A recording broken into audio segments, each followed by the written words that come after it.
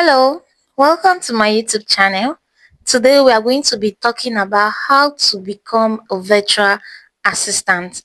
I know a lot of you venture being a virtual assistant probably because you saw a friend, a sister, a brother who is working remotely and as a virtual assistant. Number one is, do you have a transferable skills? If you have a transferable skills, it is very easy for you to understand how the virtual assistant skills work.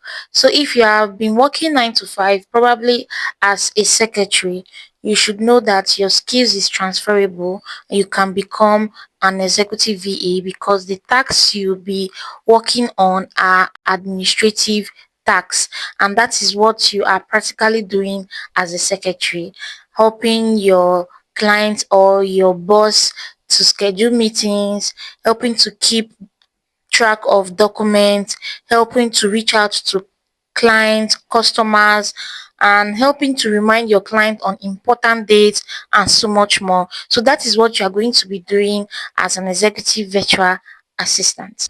So in this case, if you have not worked before, that is still very okay. You can start learning, but it is important for you to have an idea of what you actually want to do as a virtual assistant. What is the niche you want to work on?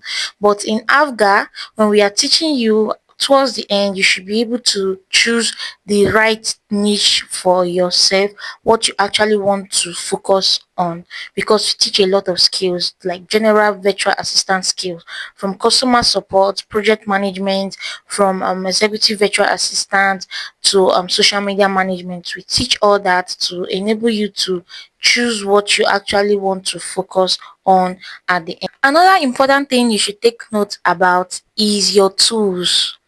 Very important. You should know that you need a laptop to work remotely, because if you want to have meeting with your client or want to show them something, using a laptop is more efficient and it will save you a lot of stress.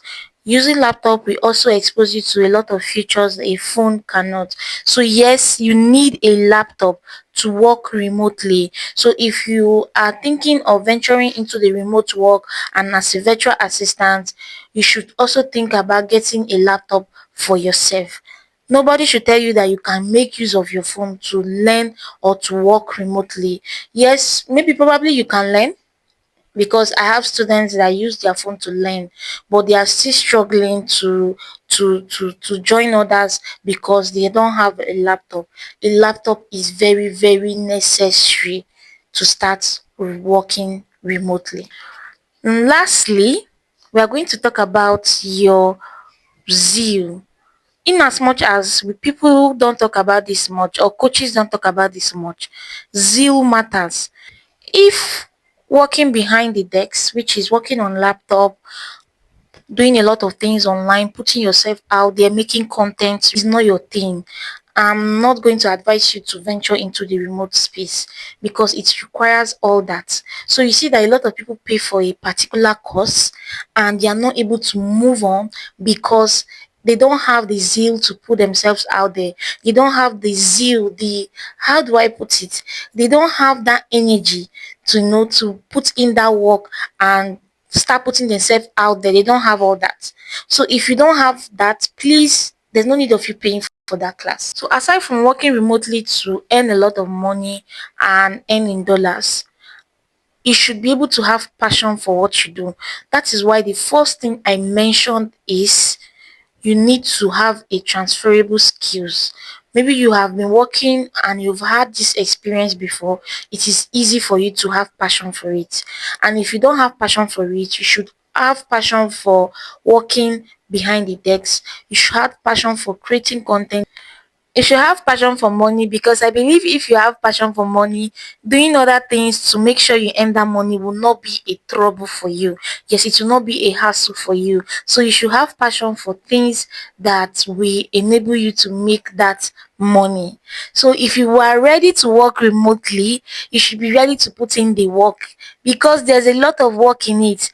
Your zeal, your skills, and your tools, you are good to go. So this is how you become a virtual assistant or a remote worker. In our coming videos, we are going to be making detailed videos on how to start as a virtual assistant or as a remote worker.